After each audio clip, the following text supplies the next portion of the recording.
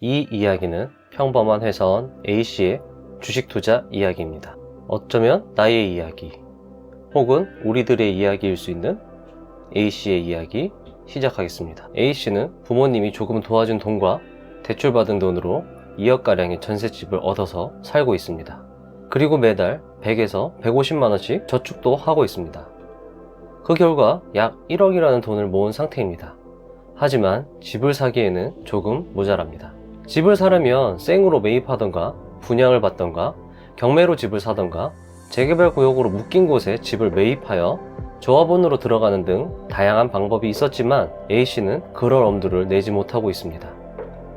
요새 서울에 괜찮은 아파트를 매입하려면 최소 8억 정도는 있어야 하고, 분양을 받기는 하늘의 별 따기이고, 경매는 무섭기도 하고 그렇다고 공부를 하자니 번거롭습니다. 조합원으로 들어가자니 가격이 만만치 않기도 하거니와 재개발이 될 때까지 기다려야 할 집을 따로 구해야 하기 때문에 이것조차 쉽지 않습니다. 별다른 수 없이 그저 돈을 모아가는 어느 날 주가가 오른다는 뉴스를 보게 되었습니다. 그리고 회사에서 주식을 하는 사람들이 하나 둘 늘어왔습니다. 누구는 1억을 투자해서 5천만 원을 벌었다. 누구는 아파트 살 돈으로 투자해서 1억을 벌었다. 누구는 하루에 100만 원씩 번다 등 소문이 들리기 시작했습니다. A씨는 다급해졌습니다. 하지만 A씨는 주식의 주자도 모르고 살았습니다. 하지만 주위 동료들 또한 주식을 이제 시작한 사람들이었습니다. A씨는 큰 수익을 거뒀다는 그 동료가 추천해주는 종목을 조금 매수하였습니다. 아니나 다를까? 그 종목은 일주일 만에 약 10%의 수익률을 보이며 급등하고 있는 것이었습니다. A씨는 크게 후회하였습니다. 요새 현금을 가지고 있는 사람들은 바보라고 하던데 더 투자를 했어야 했는데, A씨는 해당 종목에 더 큰 금액을 과감히 투자하였습니다. 물론 그 돈은 집을 사기 위해 모아둔 돈이었지만 지금 그런 것을 고려할 때가 아니었습니다. 와, 투자는 꼭 해야 한다더니 그게 정말 맞는 말이었습니다. 정말 하루에 몇백을 번 날도 있었습니다. 와, 정말 이러다가 부자 되는 거 아니야? 라고 생각이 들 때도 있었습니다. 회사 일이 힘들 때는 그냥 회사 때려치고 주식에만 올인할까? 이런 생각까지도 들었습니다. 100만 원을 투자해서 10%의 수익률을 거두는 것보다 1000만 원을 투자해서 1%의 수익률을 거두는 게 쉽다는 말을 듣고 큰 깨달음을 얻은 A씨는 바로 은행으로 달려갔습니다. 그는 지금이 아니면 기회는 없을 듯 하여 풀로 대출을 받게 됩니다. 그리고 우량주에 과감히 투자했습니다. 수익률이 예전 같지 않았지만 투자된 액수가 컸기 때문에 벌어들이는 수입이 상당합니다. 자신의 과감성과 판단력에 감탄하며 가족, 친지, 지인, 동료들에게 자랑을 하고 싶어 입이 근질근질합니다.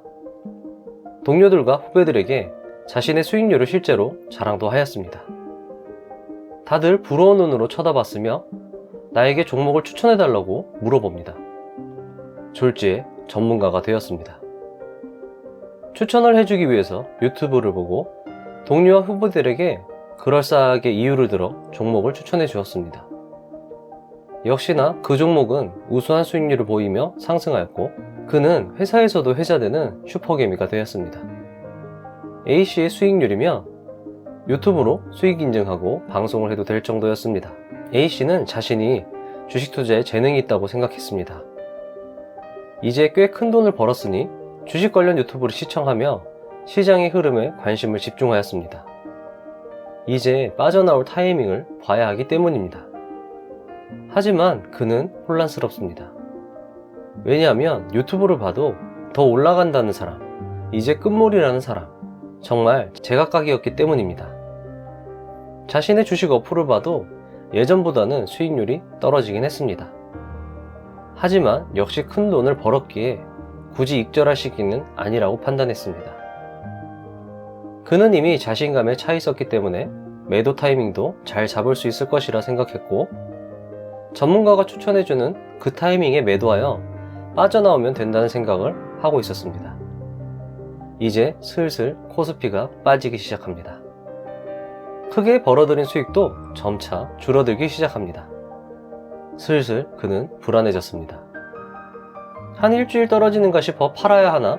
라고 고민하다가도 한 2, 3일은 올라가는 것을 보고 역시 존리님의 말씀처럼 장기 보유해야지 라고 위안을 삼는 그였습니다.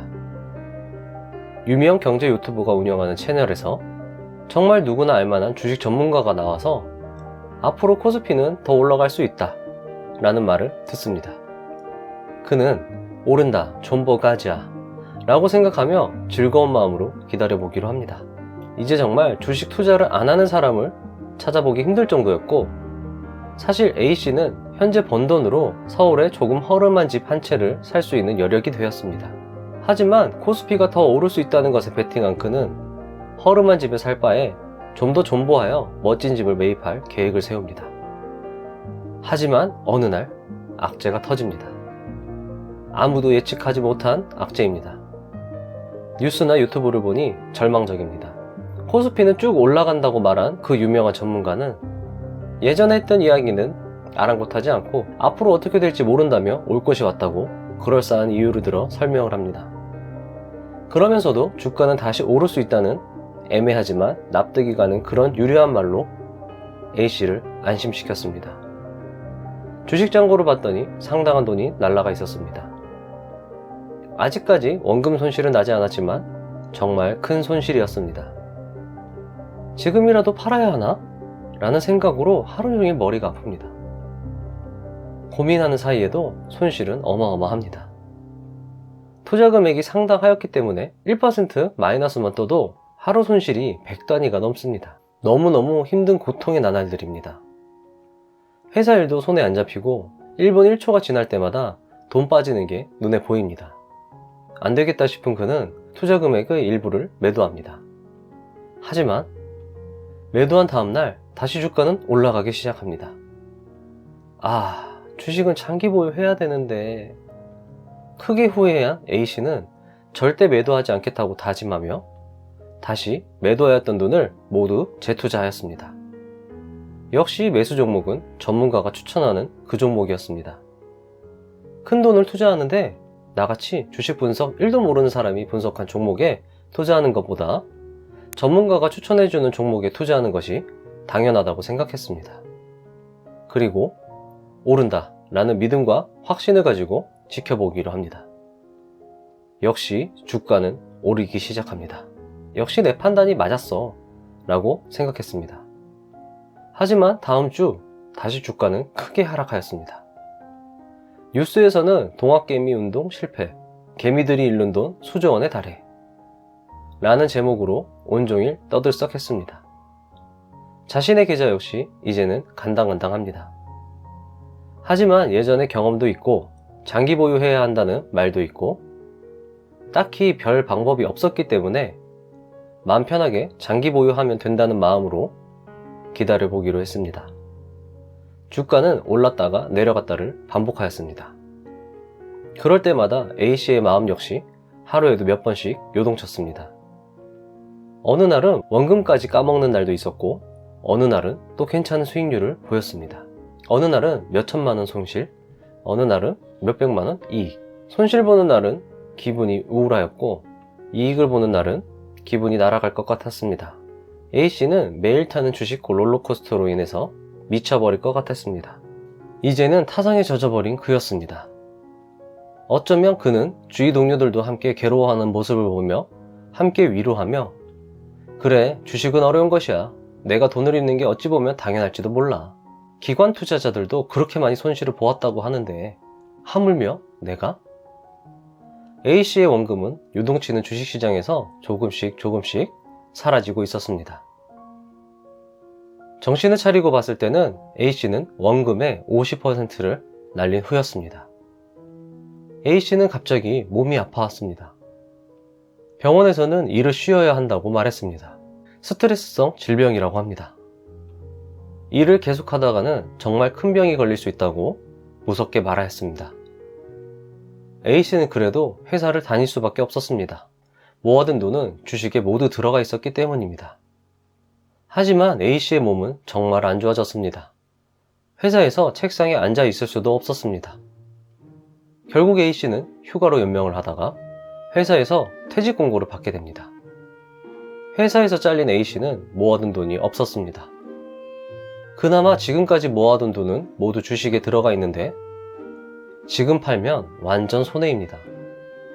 퇴직금을 받았지만 전셋값을 올린다는 주인의 말에 피눈물을 흘리며 퇴직금은 전셋값으로 들어갈 수밖에 없었습니다. A씨는 생활비를 위해 조금씩 주식을 팔기 시작했습니다. 회사를 쉬면서 건강은 회복하였지만 결국 A씨는 주식으로 큰 돈을 잃게 되었습니다.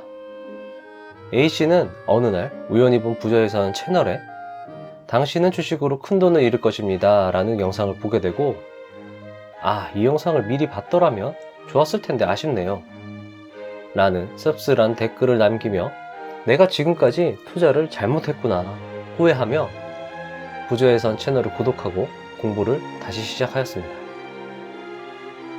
보통 주식을 하기 위해 돈을 빌렸거나 향후 사용할 돈을 모아놨다고 한다면 그 액수는 상당히 클 것입니다. 만약 1억, 2억의 투자금이 빌린 돈 혹은 사용해야 할 돈인데 갚아야 하거나 사용해야 할 시기에 마이너스 10%, 마이너스 20%의 수익률을 보이고 있다면 1000만원에서 2000만원까지의 손해를 본다는 것입니다. 그리고 꼭 우리가 판 다음에 주가는 올라가죠?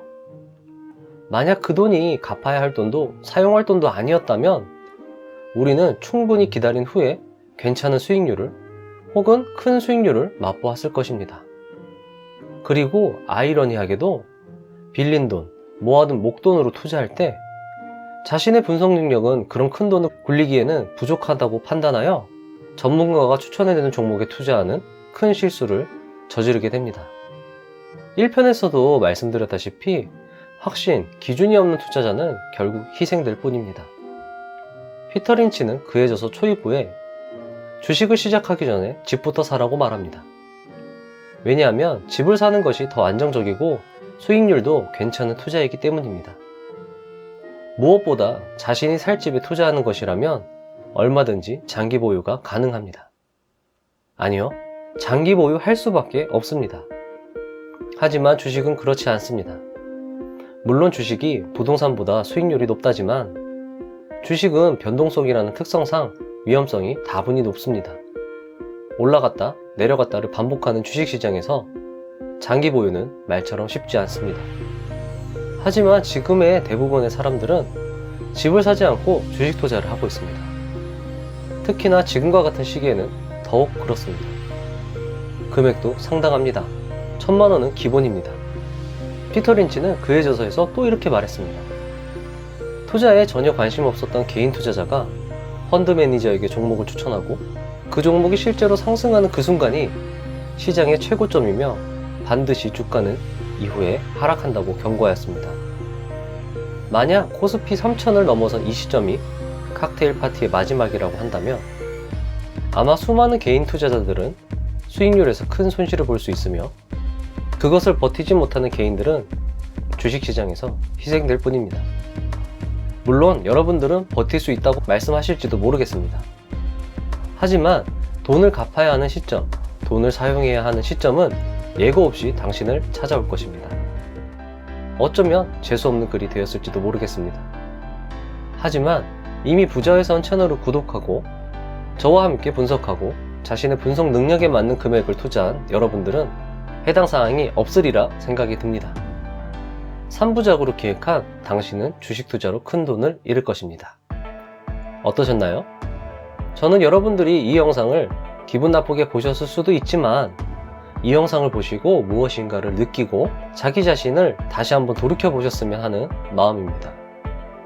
코로나19 이후 대세 상승상에서 큰 수익을 거뒀다고 우쭐댈 것이 아니라 어쩌면 지금 큰 돈을 번 것은 단지 운이 좋았을 뿐이지 나의 실력은 아닐 수 있음을 겸손하게 인정하고 저와 함께 꾸준히 공부하셨으면 좋겠습니다. 부자가 되는 지름길로 저와 함께 달려가시죠. 감사합니다.